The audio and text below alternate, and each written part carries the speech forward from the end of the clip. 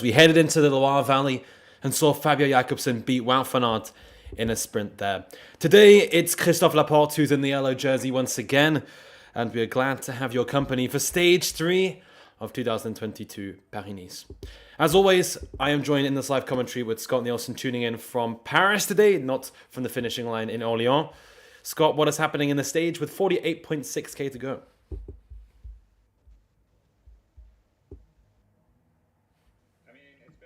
I mean, it's a bit of a simple stage that we have right now. 3 riders at the front. Thomas, again, one of them. Of course, he's had success in the past in Paris-Niza, last winning a stage in the you might recall that being in the, of course, Bradley Wiggins one. And Thomas, again, was one of the only riders who was somewhat challenging him.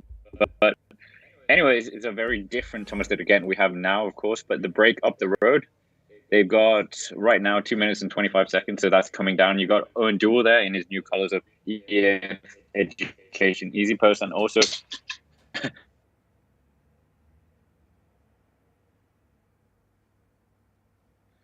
at the front, and a mixture of Jumbo-Visma here as well, and Bike Exchange Jaco looking to do something. Yep, Bike Exchange going for Groenewegen. I heard it on an interview earlier on, Fabio Jakobsen say that he's not expecting everybody to be in the group at the end. I think he is expecting the stage to be harder than we might expect. We do have a kicker towards the end of this stage. It will be a category 3 climb with roughly 20 or so kilometers to go. The Cote de la Peru. It is 2.8 kilometers in length and at 5.2% average. But I believe we're gearing up now for the first sprint in DUN-LE-PALESTEL as we head over the finishing line for the first time in this loop. Thomas de Gendt, Owen Dual, and Alexis Goujard in the breakaway. Goujard second day in the break. Owen Dual as well there in his new colours of EF. Thomas de Gendt, well, many people would call him a breakaway legend. Not quite seen it the past 2 years, but historically over the past 10 years, yes, he's been one of those guys who's always attacking. And Lotus Soudal, but they don't have Caleb Ewan here. They have to go for the breakaways. Yeah, definitely. No Caleb Ewan, despite him being plastered all over their team bus. But it's their lead is coming down, 2 minutes and 17 seconds. You wouldn't really think this is going to be anything of note. And where are they going to be caught, Ewan? Where do you think about they're going to be caught? You got Trek Segafredo working as well. Yep, Trek Segafredo trying to go for Mads Pedersen, of course, for them. Danish rider who has 2 top 10s under his belt this week so far. The breakaway will probably get caught at roughly 20k to go, I'd say.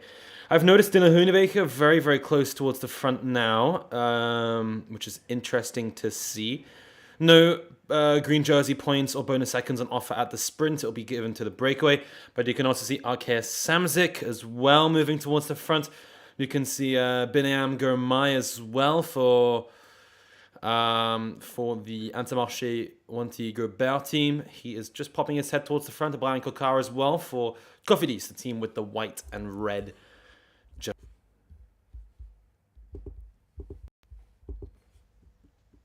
Astana had, of course, lost the rider. Israel Premier Tech, they're down to 4 riders as well. So there's a number of riders who have not finished. And, of course, there's been crashes all over the place already, even though we're only in stage 3. Yesterday, we had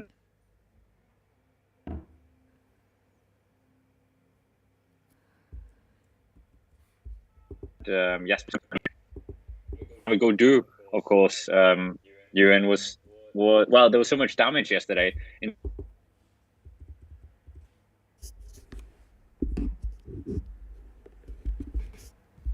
terms of the GC and out of it, you would say, finishing last yesterday in the stage. So do you think this could spice it up a bit in terms of not just having a Jumbo-Visma mountain trekking it off like we've seen with Sky back in the day? It's possible, but I still think that they're mightily strong, Jumbo-Visma. Was there an update on what happened to Kruijswijk in the end yesterday? I'm not quite sure. He did finish, so that's good for them. But I didn't see if he had any significant injuries. Of course, he came down with Matteo Jorgensen as well.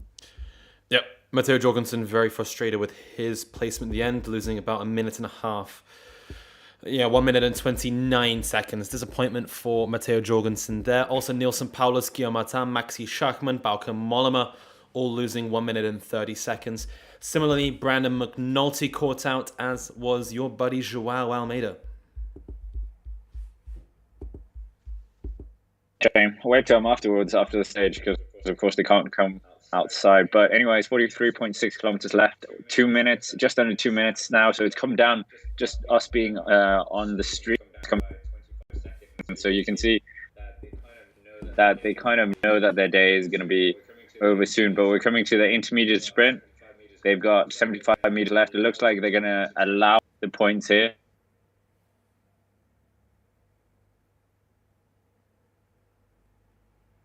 Yep, it looks like De Geint is going to get this as they pass through the finishing line at DUN-LE-PALESTEL for the first time. De Geint ahead of Goujon and Owendo. I mean, especially now when they know they're going to be caught. Like, why not contest?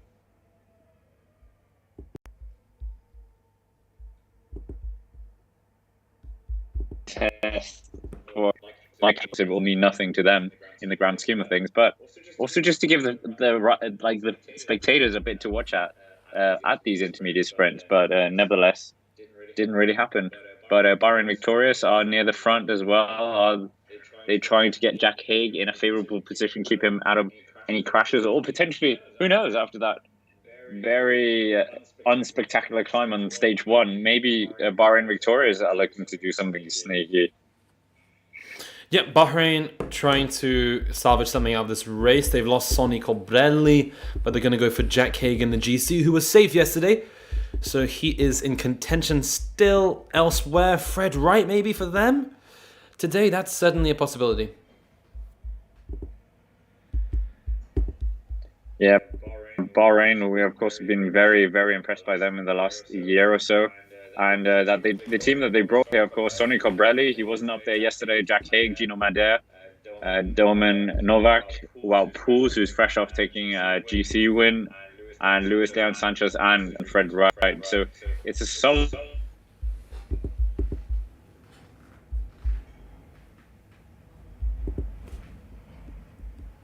in 15th overall right now, so rain that favors him right now. But yeah, the time trial tomorrow is definitely going to do something. Exactly. Sorry, Scott, we just lost you there for a second. Ethan Hayter, Ewan. Ethan Hayter, Ewan. Is that a name we should be looking at today? Not today. I'm thinking more tomorrow, maybe.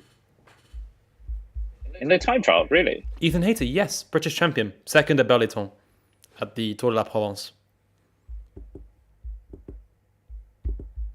I would say Hayter's one of the best time trialists in the world at the moment.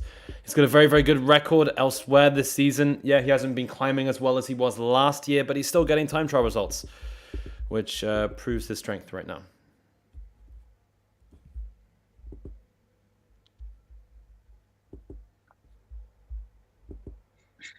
But anyways, 41.6 kilometers is still fairly, well, the gap is, well, disappearing away in front of us. 1 minute and 38 seconds now. So not a lot of time left at the front for these guys.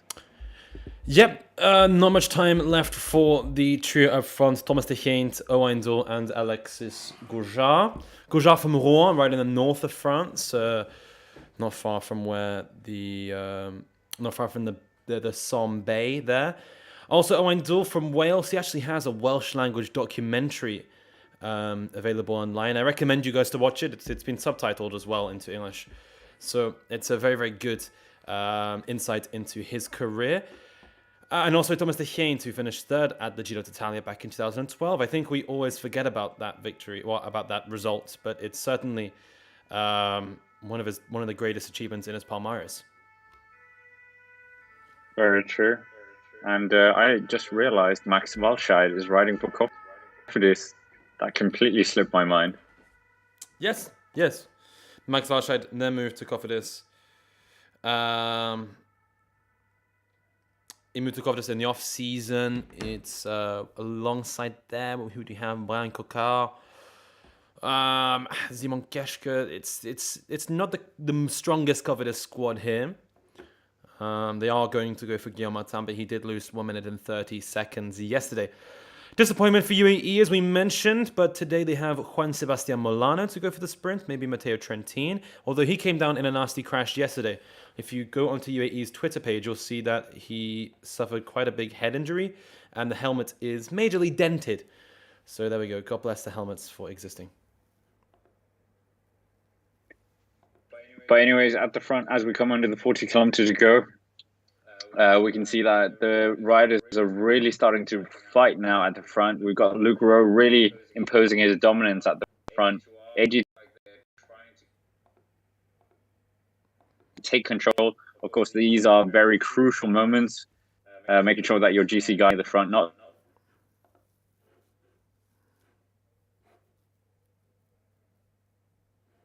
getting caught out in Peloton and Jasper Stuyven, who also got a top 10 yesterday. Those two seem to be locked in tandem. And Omar Freire, we're seeing the job that he was brought in for as well for Ineos Grenadiers. Silva and Dilia is in here as well, the Swiss. You were thinking could potentially sneak the win yesterday. So Ewan, who do you think is going to win today? This is difficult, but I'm going to say it's going to be... this would have been a perfect sprint for Sonny Colbrelli, but he's not here. I'm going to say Biniam Girmay is your stage winner. Fair enough. I'm going to be a bit safer. Well, not safer, who knows, because no one knows what's going to happen. But I'm going to say Wout van Aert is finally going to take a win. Yeah, true. That is quite a safe pick. Yeah. But it's a logical pick. But is it though? Because anything can happen.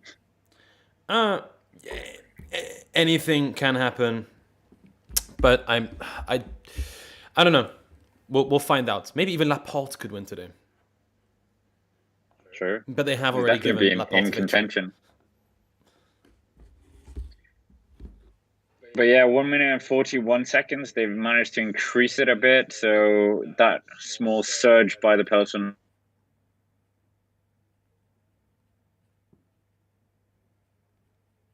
has bombed a bit at the front for the Peloton now. We can just see pictures of David Gaudu, of course, the big loser yesterday, finishing last. And it's unfortunate for him. He as well has had bad luck in French races, French World Tour races. And let's see if he can salvage something. Looking at the Col de Turini potentially, can he get up the road? Can he potentially challenge for the polka dot jersey? Who knows? But yeah, not the race that Groupama FDJ would have wanted. Exactly, Groupama will be frustrated with how this one has panned out. They were going for David Gaudu. Maybe him and Valentin Madouas try to get something on a breakaway. But we will find out. Yeah, after seeing Attila Valter do so well in Strada, it's a shame not to carry on the momentum into that one of their home races. Exactly, I think the Italian squad looking good there. Tobias Ludvigsson as well. We'll talk about Tirreno now, but he got a top 10 yesterday. So good news for them over in Italy. Attila Valter hopefully going to make a big splash this year at the Spring Classics and hopefully get the Maglia Rosa and Visegrad later on at the Giro d'Italia in Hungary. Yeah, we'll have to see what Appleton Phoenix can do as well. Of course, they've got no Mathieu van der Poel, but Jasper Philipsen definitely could be one of the riders to look towards today. But that kick, Ewan, is it going to be enough to get rid of sprinters? We've seen Caleb Ewan, of course, he's not here, but in the UAE Tour, he's been able to win slightly uphill finishes. Of course, not amazingly uphill, but in terms of the length, but this kind of short incline could favor potentially a sprinter.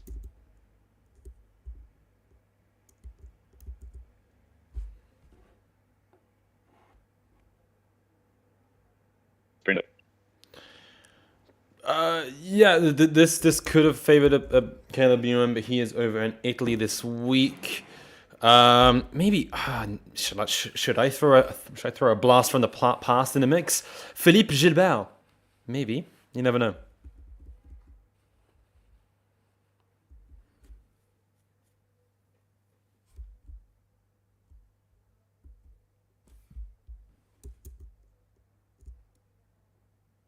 I think we just lose Scott for a second there, trying to pick him up again. That just frozen in time almost. I hope you are all still in tune at the moment. Do let me know where you're watching from and where you're tuning in from around the world. Whether it be the United States, France, Norway, Japan, wherever you're tuning in from. Also, don't forget, if you're watching, to subscribe to the extra channel, the main channel, the Cycling Day in all one word, all lowercase, as well as our social medias, which is the Instagram, all one word, all lowercase, over on Twitter and Instagram. If you want to follow me personally, it is Ewan Wilson 48, EWANWILSON 48 over on Instagram and Twitter. So, do we have Scott back right now? We do not. Okay, that makes for an interesting scenario. We'll try to get back in contact with him as soon as possible. At the moment, he is currently frozen in time. 35.4 kilometers to go. The Pro Cycling Stats ticker on screen is a little bit out of time there. 1 minute and 30 seconds of a lead for this breakaway group. That's Thomas de Geint, Owain Doel, and Alexis Grosjean. They're trying to chase. They're trying to stay on in the breakaway until the Category 3 climb Cote de la Peru. After that, they will go down, have a intermediate sprint in Bolsac before going down onto a descent with a kicker at the end. It's a 3% false flat at the finish. We're just seeing now the gradients on screen of the Cote de la Peru. It is just 2.5 kilometers at 5.5%. Could wipe out some of the sprinters from the equation, though, as we saw on stage number 1. Okay, we will try to establish contact again with Scott. Let's see how this one turns out.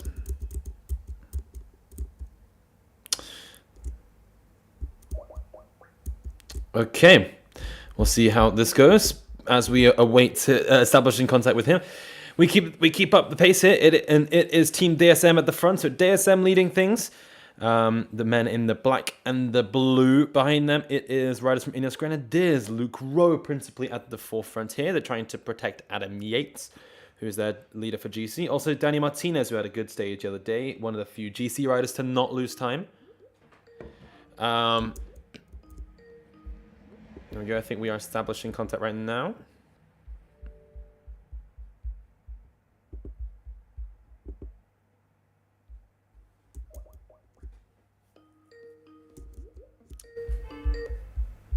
Okay, Scott, you are back. You are back in the room.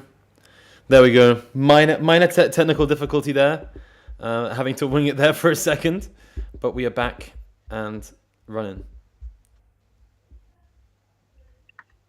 Yeah, it still feels like the calm before the storm. 1 minute and 16 now for the 3 riders out in front. And yeah, Ewan, do you have any faith in these guys staying away? No, I don't, if I'm honest. I see the likelihood of them holding out until the end to be very, very slim. I'd say in the 5-6%. If anyone were to do it, I'd say maybe Owain Doel.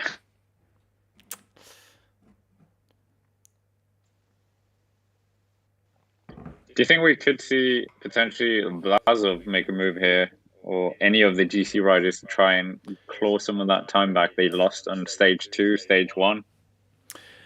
We might. I'm thinking more that second kicker after the intermediate sprint in Bolsac.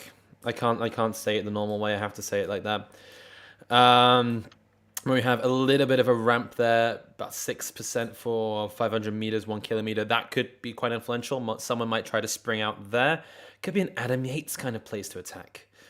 But I'm sure Roglic would go with. That's the problem. If Vlasov tries to attack, then I think Roglic will just go with, and then that then is another situation and another problem.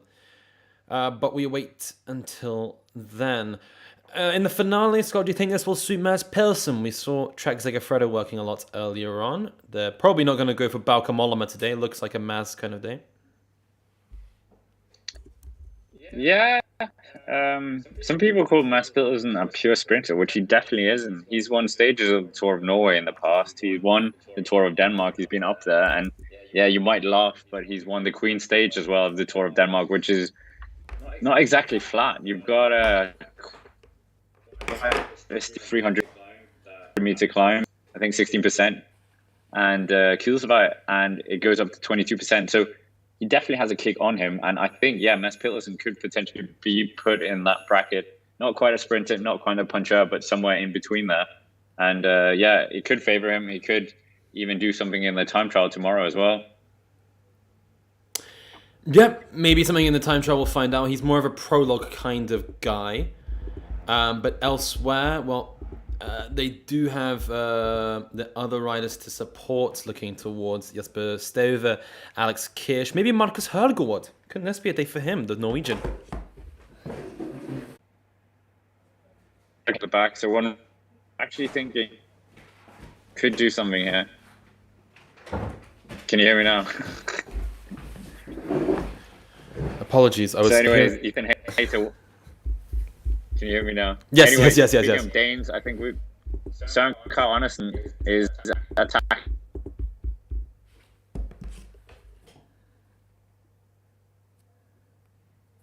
now.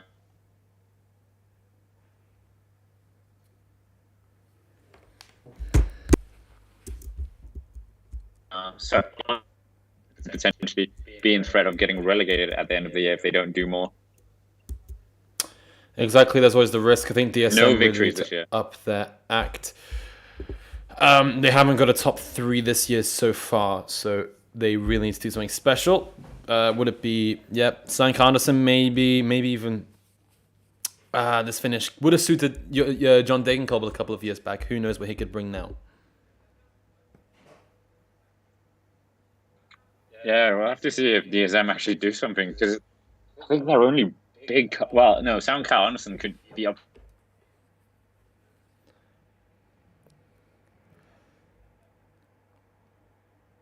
in the time to beat the likes of Wout van Aert and Primož Roglič, considering what form they're on. So they really need to do something like this. Kespol was not up there in the sprint. Well, he was, but he wasn't challenging at the front. And I don't see them doing anything in Paris-Niza unless they do something like this. Yeah, exactly. It's going to be interesting to see what they could bring. Paris-Niza has been quite a good race for Team DSM in the past 2 years. Let's see if they can do anything this year elsewhere. Well, they're doing quite well in Tirreno. Tejmen Aronsman. I know we're not in Tirreno right now, but we have to mention it. Tejmen Aronsman was the second fastest rider in the second half of yesterday's course, only losing out to Pipo Ganna. So Aronsman maybe could be the saving grace for Team DSM, but in the end, he didn't even finish on the podium of the overall yesterday. But he might be starting the GC in a very good position. Nevertheless, let's see what's happening here. It is Søren Kragh Andersen on the attack. But we got a crash. It looks like it's Simon Guillaume. I can't pronounce it. One of the French guys from Archaic Samsic with the Kazakh rider, the national champion that we saw. Was it yesterday or was it day one? I think it was day one, wasn't it? One, Yuri. Yevgeny Fedorov was in the breakaway. But yeah, unfortunately, he's on the screen for other reasons this time. Yep. But Jumbo-Visma controlling it at the front. 30.9 kilometers left.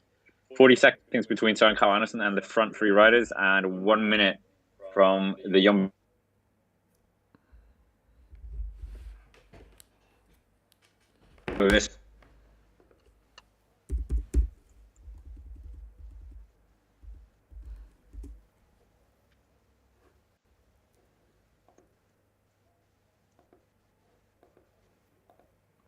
Apologies once again. It looks like we have more internet here.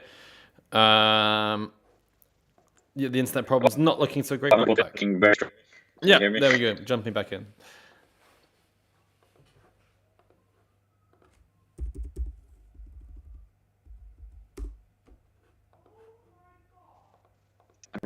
The best they can.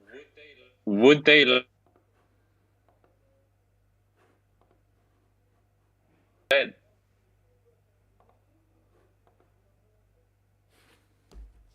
Once again, we are breaking up an awful lot at the moment, I'm afraid.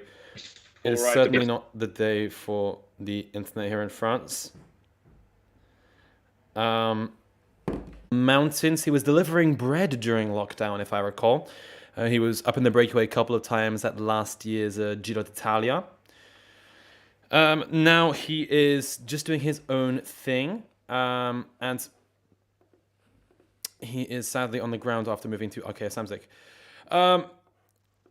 Yeah, other riders in a potential place to win today. Well, we're looking towards maybe one of the riders from Cote Vinyl, thinking about Fabio Jakobsen maybe. Florentin Eschal has been looking good, as has Zdeněk Štýbar, who was the last man, well, he was the only man to follow Jumbo-Visma the other day when they went up the road in a group of 3. Maybe Matteo Jorgensen wants to try and attack and get away. Maybe this could be a stage for Iban Garcia Cortina of Movistar. Who knows? I just missed that. It looks like we've got a group at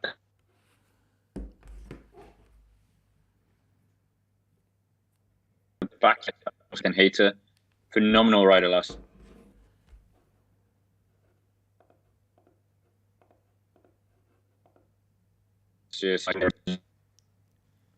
But yeah, interesting nonetheless. Ineos Grenadiers, they are of course one of the teams that will have to think of a different way to potentially get a podium spot. As you said yesterday, Ewan, they've had this phenomenal rain in the race. All the riders that we mentioned. Yeah, exactly. They've won with a plethora of riders. They've given the yellow jersey to a plethora of riders. So now, 2016, Geraint Thomas, 15, and 13, it was Richie Porte. So yeah, plenty of riders there. Number 82 there for UAE Team Emirates. Who is this now? This is Alexis Brunel, who is just... Are they off the back? Or are they trying to attack off the front? Can't quite work out. Scott, do you know if they're attacking off the front or out the back? This looks like it is Brandon McNulty. Good pick for today, McNulty. Also a very good pick for tomorrow. Could win the time trial.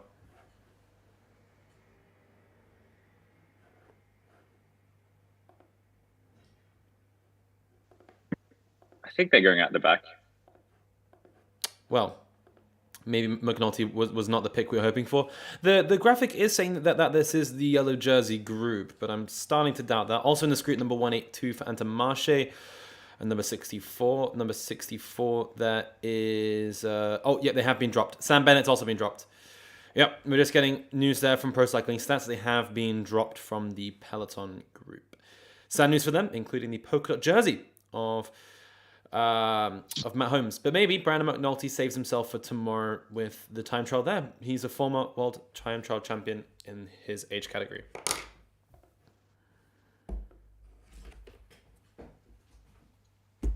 "28 kilometers to go, 21 seconds between the Great Dane of Søren Kragh Andersen and the 3 riders out in front. 53 seconds now from the Peloton to the front group. So they're in a few.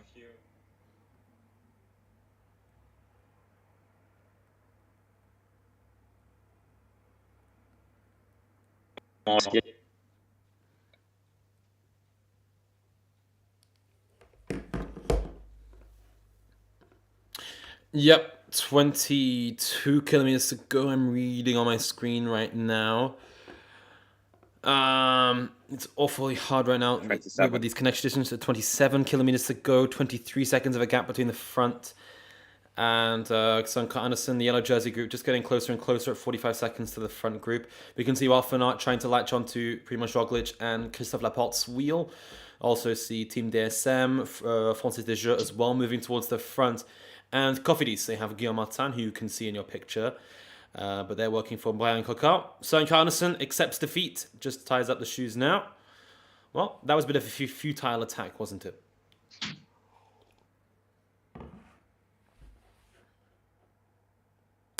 Well, 12th position. No Danish DSM winner today. No. Where is Kasper Pedersen this time of year?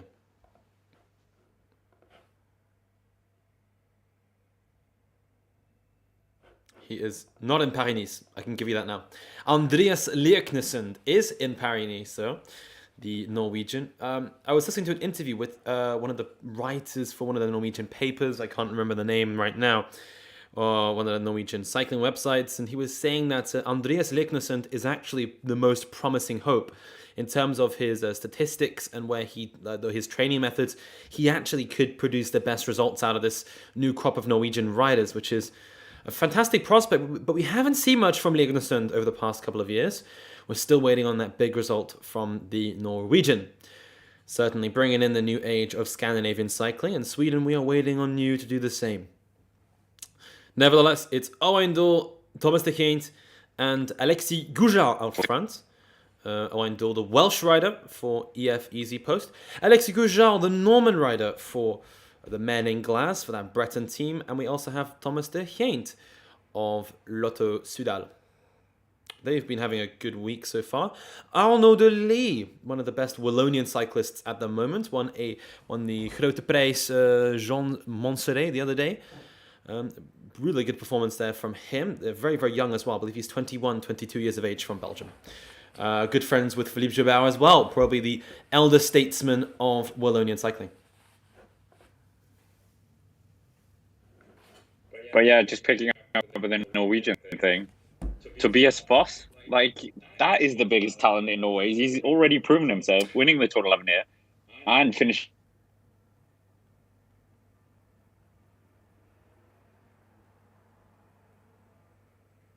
top 10.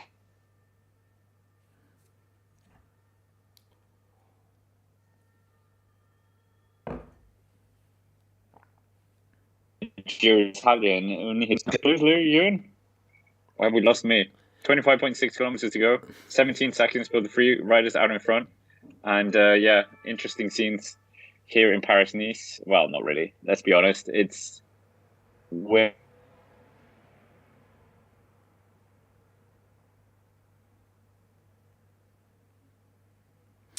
okay. hoping for the next climb.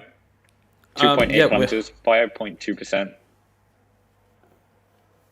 We're going to be hoping for fireworks. Whether we see them or not, we will soon find out.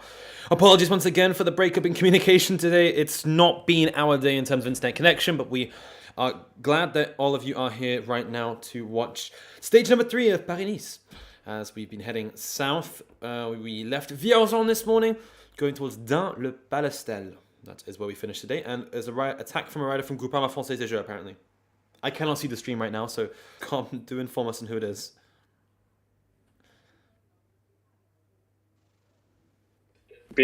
They're basically neutral. They're all back right now, all back together.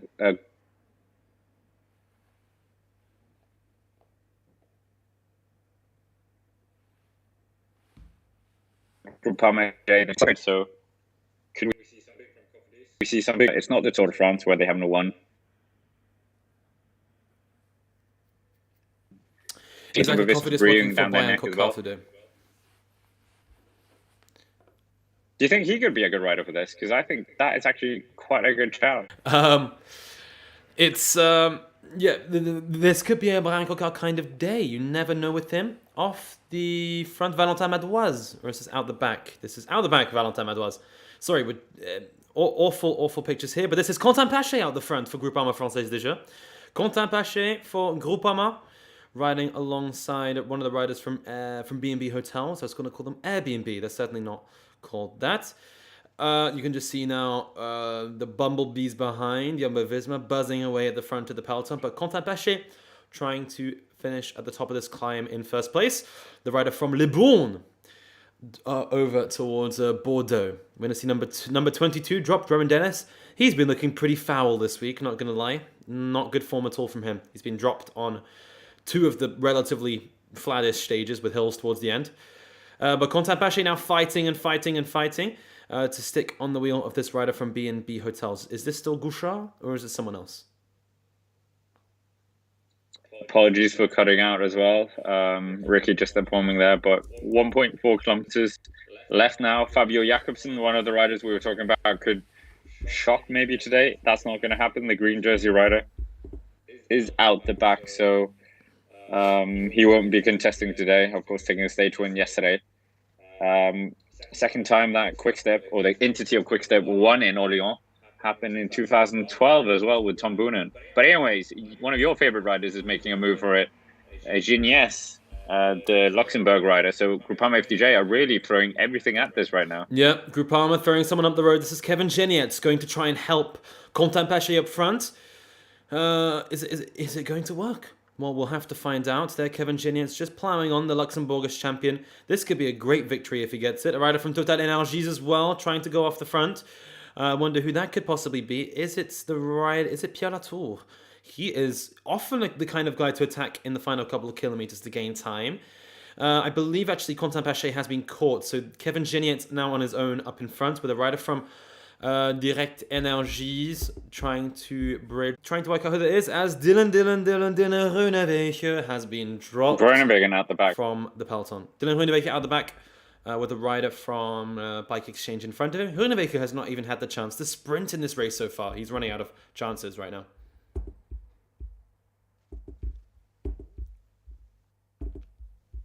So Jumbo-Visma, he's given up,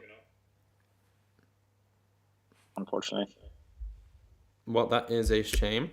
Kevin Genietz now just admitting defeat. This rider from Total, I can't work out who it is. Number.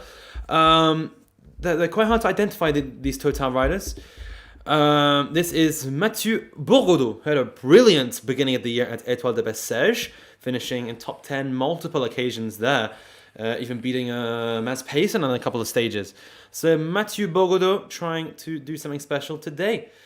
Oh, well, it's possible. He hasn't shown his colours yet at this race, but he finished 10th at the Drôme Classic last week, 13th at Fon Ardèche, but that 5th place overall at Étoile de Bessèges, certainly the highlights of his season on his palmarès.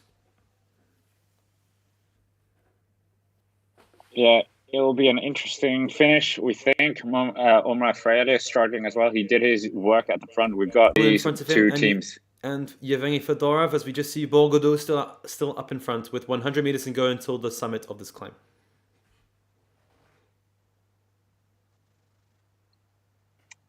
.107 struggling at the back, as well as the number 4 for Team DSM. That would be Nico Dentz as well, struggling. Number 5 for Lotto Soudal. That's Sébastien Grinard as well, struggling. Well, not a great day for all of these young Belgians that are all out of the back. Where's Mauri van Zevenand on a day like this? Could be in a stage where he could sneak an attack at the end. As Mathieu... I know you're a big fan of him. Yep, Mauri van Zevenand. Big fan. But Wout van Aert, Ewan, do you think the positioning we've seen with Wout van Aert, he's been riding second and third wheel, do you think that's anything to hint at what he's planning on today? Do you think he's riding for Christophe Laporte, or is it Roglic that they're all throwing it in for today? I don't know. We'll find out. I'm thinking maybe it could be a good day for Wout van Aert. He hasn't taken a stage win yet. He lost yesterday to Jakobsen. Jakobsen now not in this group. Neither is Dylan Groenewegen, who were two guys I would suspect could be quicker than him. But yeah, he's probably going to be the quickest in the group now. But we'll wait and see what happens. Anything could still unfold. It is a little bit of a false flat towards the end. You would think it would suit Wout van Aert, but I don't know. I'm expecting something special from Biniam Girmay of Intermarché. He's my pick for the day. Nevertheless, confirmation, Mathieu Bourgodeau takes the maximum points over Cote de la Peru, ahead of Nathan van Hooijdonk and Wout Poels. Wout Poels, the Dutch. Nevertheless, 20.7 kilometers to go of the stage of Paris-Nice, heading into DUN-LE-PALESTEL. It's a town not known for much. Once again, on Paris-Nice, going into these smaller towns as we make our way outside of Paris, old towns and cities like Orléans, we've got Chartres and so forth along the Loire Valley. This part of France, well, it's pretty agricultural, as you can see. Not much going on. But today, it is a finish of Paris-Nice in this town. DUN-LE-PALESTEL, and now it's Nathan van Hooijdonk leading the charge at the front of the peloton. Nathan, who was influential the other day in the victory of Christophe Laporte on stage 1. Maybe he could be influential once again. As we see Otto Vergade at the back of the peloton right now with Nico Dentz in front of him, and the small figure maybe of Michael Storer behind him. Interesting to see that. Yeah, we've got around 40 people on the stream right now, so if you haven't already, make sure to hit the like button. And yeah, we're getting in the very sharp end of the stage now, 19.4 kilometers. As you said, Ewan, Nathan Van Hooijdonk really showing his worth.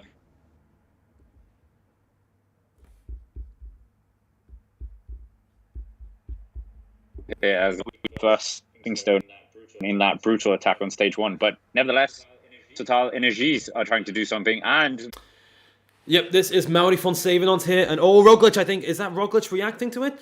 Just to Mauri van Zevenant as well, one of the riders from Direct Energie. Don't forget, there is 500 meters until the sprint. It's Mathieu Bourgodeau who's trying to lead them out, the man from Noirmoutier-en-Lille. Behind him, it looks like it is Pierre Latour, former white jersey winner, as David Gaudu goes out the back. We all know what David Gaudu can do, and that is get dropped on a non-classified hill. As we see Total Energies trying to push on for the extra 3 seconds for Pierre Latour. Rock Tower is just in second wheel. He's going to try and bounce around. Roglic in the wheel behind. Also Mauri van Zevenant trying to go through. Van Zevenant, 20 years old from Belgium. He's just trying to follow on. Van Zevenant swinging from side to side. Really trying to stick to the wheel of Pierre Latour. But Latour too strong at the end. And Pierre Latour rocks over the line to take the maximum points and 3 bonus seconds. I think Mauri van Zevenant in second place, and third it goes to Primož Roglic. Fourth over the line, it is Adam Yates. So good job there for Pierre Latour. Is this now going to be a breakaway group of 4, or will they let the peloton catch them?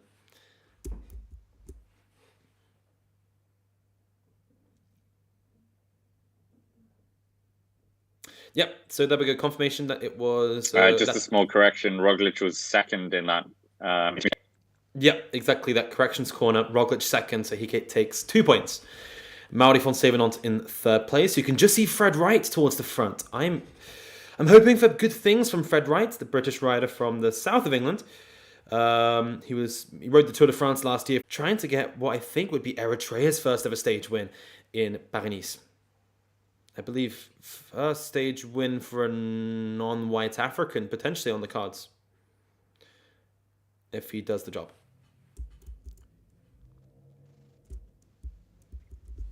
Yeah, he's been, well,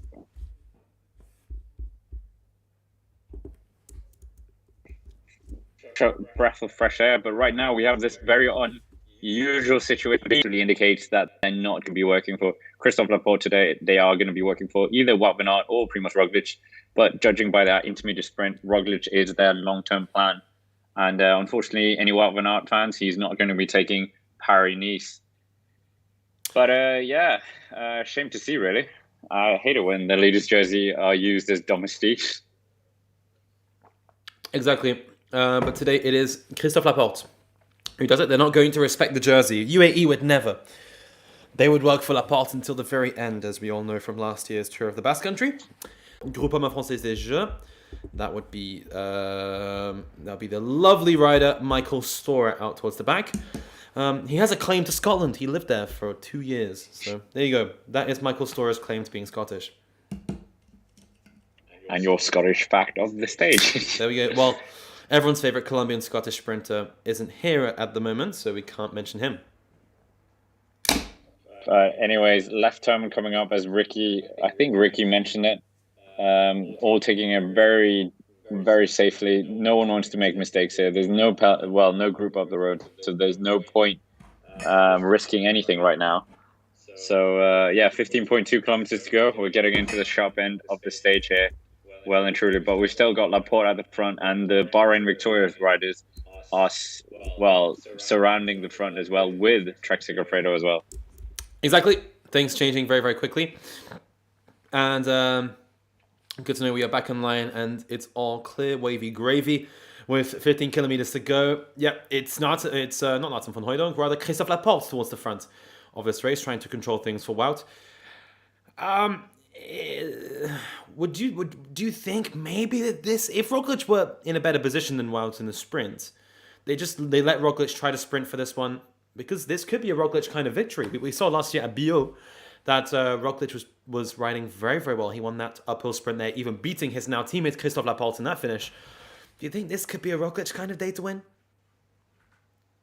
I mean, I could see it, but I would rather want Wout van Aert to win and take the yellow jersey and see what happens in the time trial tomorrow. See who will actually come out on top of those two absolute beasts on the T.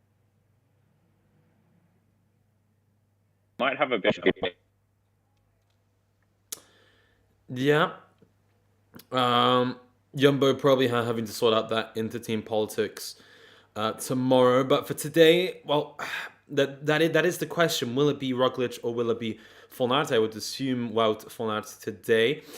Some riders from a quick step trying to sort themselves out. Zdeněk Štýbar maybe. The Czech rider there. He's got a good kick on him.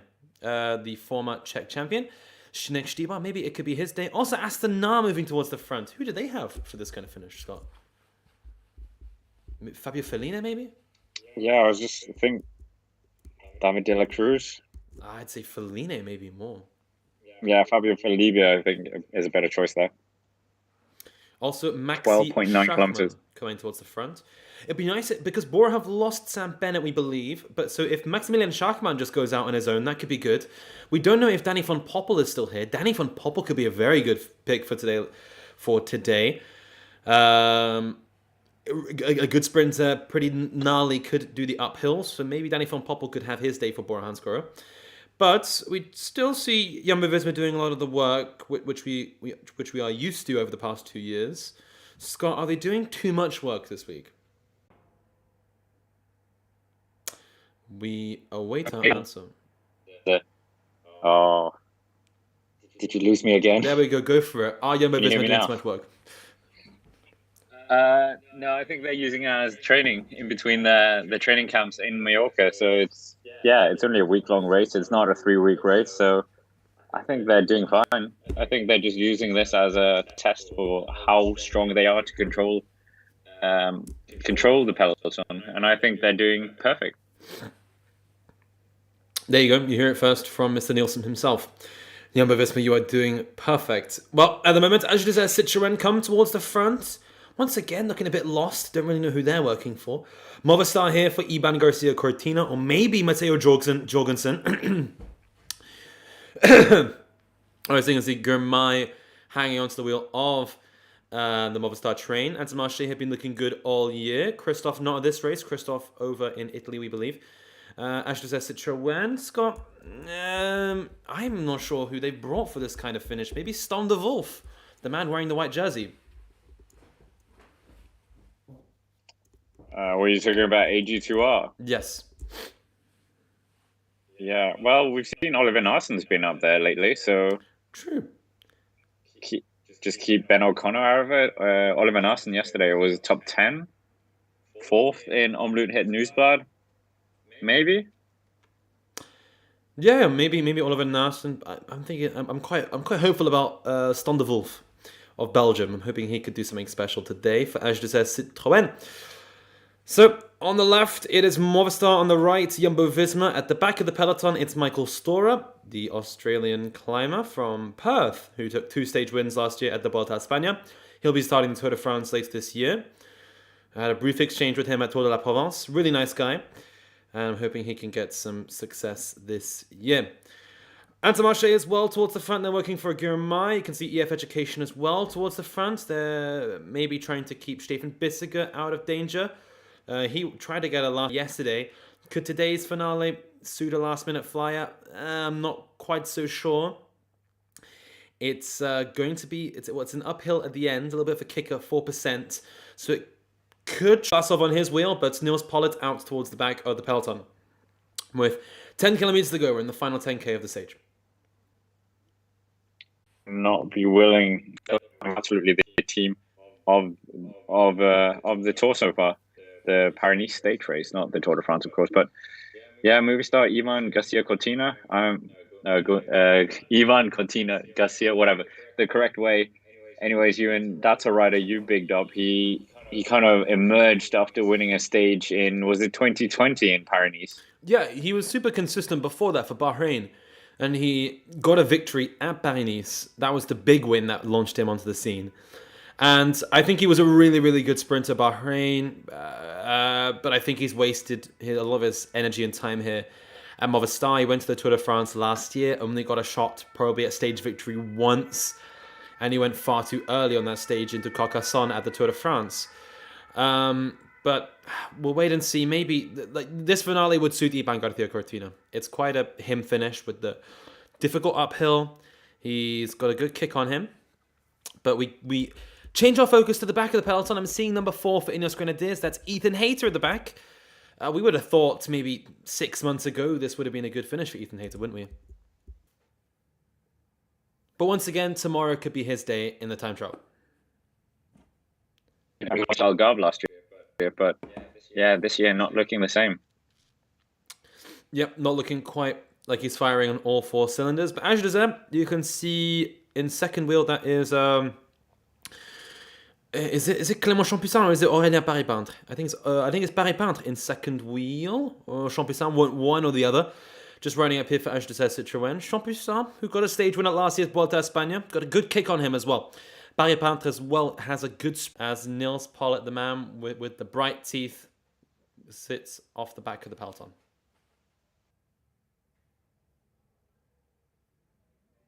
Bit of recovery before, since his last attack, and he's attacking on the front now as well. He's determined to get that first 2022 victory. Yep, exactly that. And it is Søren Kragh Andersen who's gone off in front, gone off to try to get something special today. Yep, if it doesn't work once, try again. He outwitted the field in 2020 on the way into Lyon at the Tour de France. He's trying to see if he can do it again, that time attacking over the Cote de la Croix-Rousse. This time trying to get away for an uphill finish. It could work. Søren Kragh Andersen won a stage of Paris-Nice back in 2020 as well. But we'll see if Søren can do it today. He's trying to amp up his legs later on for the Grand Départ in Copenhagen later on this year, trying to win that time trial around Denmark's capital. Ricky just made a good point. Not all the sprinters up front. Grueling pace cooked them, and this could put it... Well, there is one sprinter in there, and that is Wout van Aert. But Wout van Aert is everything. It's not just a sprinter, but... Looks like an attack from Quentin Paché as well. Quentin Paché trying to go and attack it once again for Groupama Française des Jeux. No. To try to bridge up to Søren Kragh Andersen. 2 stars of the 2020 Tour de France. It's not Paché. It's not Paché. Oh, it's not Paché? It's Olivier Legac. Oh, I do apologize. Olivier Legac trying to get up here. Wow, that's a name I've not thought about for an awful long time. So Olivier Legac trying to bridge the gap here for Française des Jeux. Is it possible? If we're looking at his palmarès, well, the man from Tour de France was a 16th place back in 2017. I wouldn't say he's quite the headline act, but he's now trying to bridge up to Søren Kragh Andersen in front. Well, Groupama really trying to win this stage. Apologies. In the peloton, well, it's being led by Movistar right now. We've lost the Bumblebees just a little bit as Movistar really tried to boss this one for Iban Garcia Cortina. Is it possible for the man from northern Spain? So Søren Kragh Andersen still out in front, 6.3k to go. There's no... And looks like a Bahrain victorious rider is trying to push their lead-out train towards the front for what I believe is Fred Wright. Number 7 of that team, Fred Wright.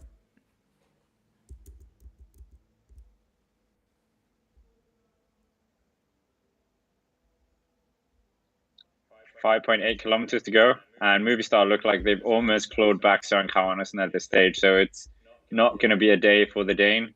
And Movistar really, well, we don't know, but we think Ivan Cortina Garcia is in there and could potentially be the victor today. Take another...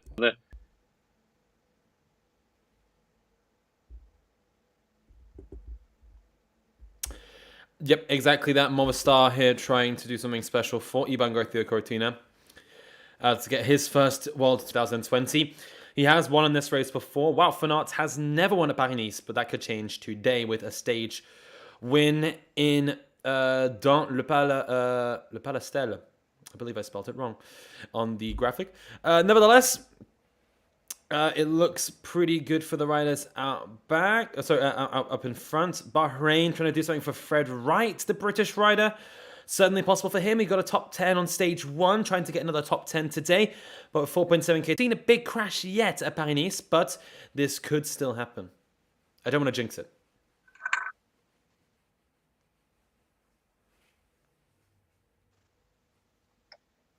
4.2 kilometers to go. Movistar still at the front, bossing the pace. All of the riders getting rid of the bottles now, so it's getting very, very interesting. This is the business end of the stage. And yeah, unfortunately, no David Gaudu in here. 4 kilometers now, and the pace is really high right now.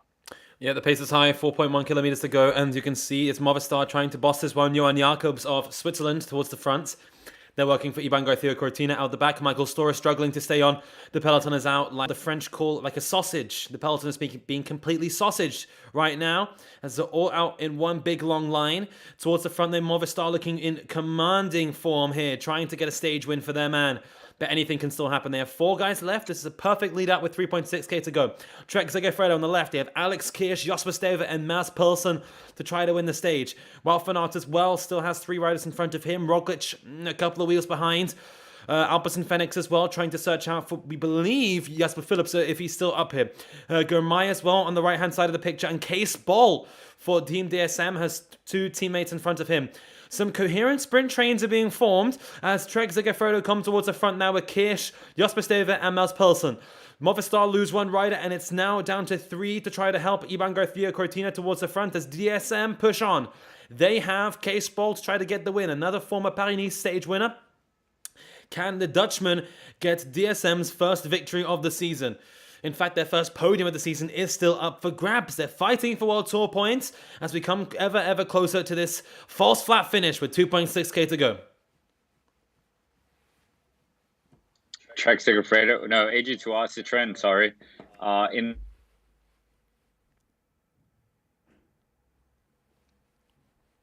there as well at the front. Who are they working for? Is it Oliver Nassen for AG2R? Is it Mads Pedersen for Trek Segafredo? All of these are going to do back.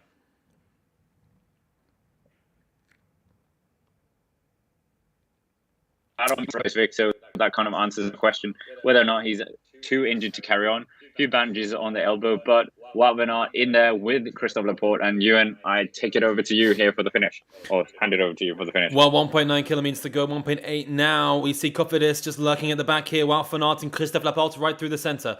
We see a couple of riders from EF in the wheels, including Stefan Bissiger, the big Swiss rider. On the left now, RKS Samsic trying to throw a flyer here with a rider from Jumbo-Visma on the wheels. Team DSM now, they think they've lost a couple of guys. They went maybe just a little bit too early now as the uphill begins. We're getting closer and closer to the Flamme Rouge, and this is where the ride just gets uphill a little bit. Angela says Citroën, well, who are they working for? Maybe Clément Champussin, maybe Oliver Nasser. We're trying to find out who that is. Number 5 for Trek at the back. It looks like the figure of the former world champion, Mads Pedersen. On the wheel there as well, a rider from Cofidis. We're losing where Gourmay is. Can't quite work out where Gourmay is in the group for Intermarché. But Angela says Citroën doing a perfect job right now. Also on the right hand side of the picture we can see Alpecin Fenix trying to come towards the front. Is it Sparalli or is it Philipsen that they're trying to work for today? Christophe Laporte and Jumbo-Visma just losing contact with the front, then losing their position in the peloton as it looks like Alpecin Fenix bring them under the Flamme Rouge. So Alpecin Fenix lead them through. A rider from Jumbo-Visma there just getting dropped, but that doesn't really matter. Towards the back at the front, it looks like Trek Segafredo in a perfect position here. Wout van Aert in roughly 10th wheel in the Belgian national champions colours. Well, 800 meters to go. We're getting closer and closer to the finale. It looks like it's a headwind today with this uphill finish.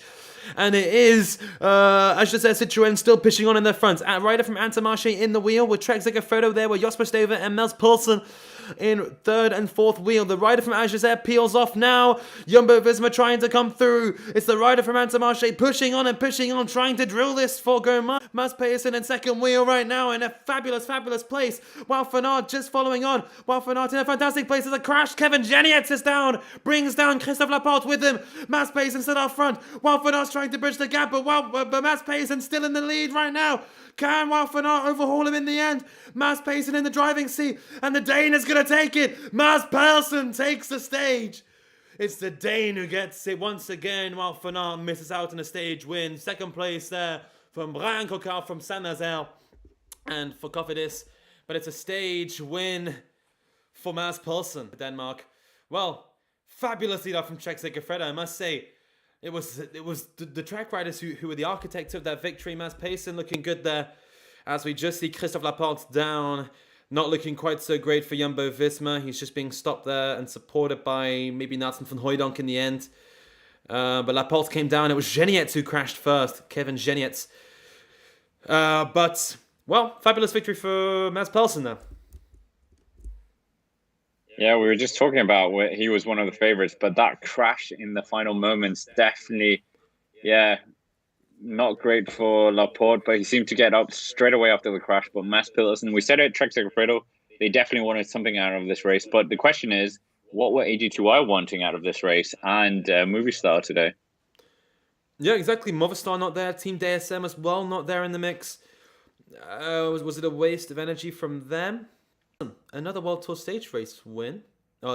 Stage win. He's won it at the Tour of Poland, at Bank. Now he has won at Paris-Niza, the classic race.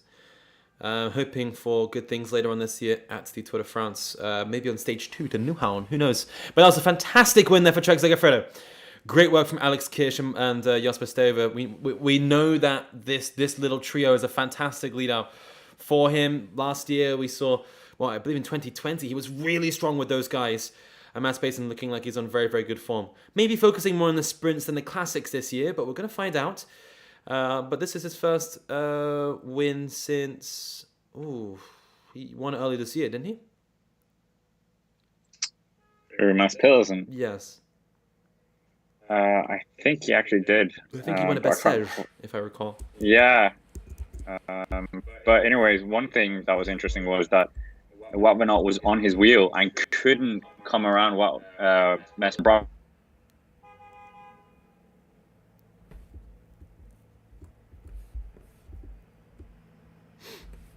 And Cote in turn, Pedersen and Jasper Stuyven there, just congratulating each other after a very good result. But yeah, Mads Pedersen not finished outside the top 5 in this race so far. So that is a very good. I'm just hearing something. He's the first rider for Trek Segafredo to win a World Tour stage race since Baltimore 9 months ago. So yeah, that drought very long for them. But yeah, as you said, Ewan, he won in Etoile de Bessèges, stage 1, in fact. And before that, it was a bit further away, the Tour of Norway, winning stage 3, of course, where he also won his first stage of his career in terms of the pro ranks. But Mads Pedersen, Trek Segafredo, job done. And yeah, a great success for the American team, American-Italian team, whatever you want to call them. But yeah, there'll be champagne on the Trek table tonight. Exactly that. Pedersen maybe not going for the time trial tomorrow if he parties too hard tonight before they transfer towards the Beaujolais region for tomorrow. Oh, maybe it's going to be some lovely Beaujolais wine on the table. Who knows as they transition to that part of the world. Nevertheless, the stage 3 results, the top 10 from VIERZON to DUN-LE-PALESTEL. It is Mads Pedersen who wins. There we go. Scott, how do you think the classifications worked out in terms of the yellow jersey? Came down in a sprint. Did the race organizers count this as a sprint stage or a hill stage? Yeah, of course we know the rules with the last 3 kilometers. It's very nibbly, whatever you want to call it. It's interchangeable, the rules, and it seems like sometimes they make it up as they go along. But yeah, it would be a shame if he loses the yellow jersey on this kind of finish. But we'll wait and see. I haven't got the GC ranking up yet, but yeah, we'll confirm that shortly. Exactly. We await to see what's happening with the GC, because if the stage is classified as a flat stage, then that means that he will not be able to keep the jersey. But I'm seeing the classement provisoire, which is saying that Laporte still holds it. So Laporte's still the leader of this race. Wout van Aert will be 1 second behind since he finished in 3rd place today. Just a couple of stragglers over the line right now, including Ryan Mullen of Ireland. Well, he was born and raised in England, but represents Ireland in the Irish National Champions jersey there. We wait the full GC breakdown, but I believe Mads Pedersen will move up the GC quite considerably into probably 4th place, or 5th place rather. We saw Laporte taking some extra bonus seconds earlier on. He will get closer to Roglic in the GC, but Laporte will hold the yellow jersey for yet another day. Also, I'm loving this Pirelli cap they have given Mads Pedersen in the interview. Looks very, very swagger. It's almost like the ones they hand out at the end of the Formula One races to the Grand Prix winners there. But Mads Pedersen, vainqueur de la 3e étape du Paris-Niza. Good job to him there. Yeah, I think this win for Mads Pedersen as well is going to be a big confidence booster, making sure that he could drag away from Wout van Aert and keep him at bay. Wout van Aert, of course, seen as one of the best sprinters in the world as well. So I think this really is going to be a huge confidence booster for him. Not even just Wout van Aert as well. We saw Jasper Philipsen as well, Brian Coquard too. But here we go. Here's the new top 3 in GC. Christophe Laporte there with the 1 second lead over Van Aert. And 9 seconds back, it is Primož Roglic, who sits in 3rd place for Jumbo-Visma. So, this, we're just seeing from Pro Cycling Stats. Mads Pedersen is the first stage winner for Trek Segafredo in Paris-Niza history. Scott, I did not know that. We know it now.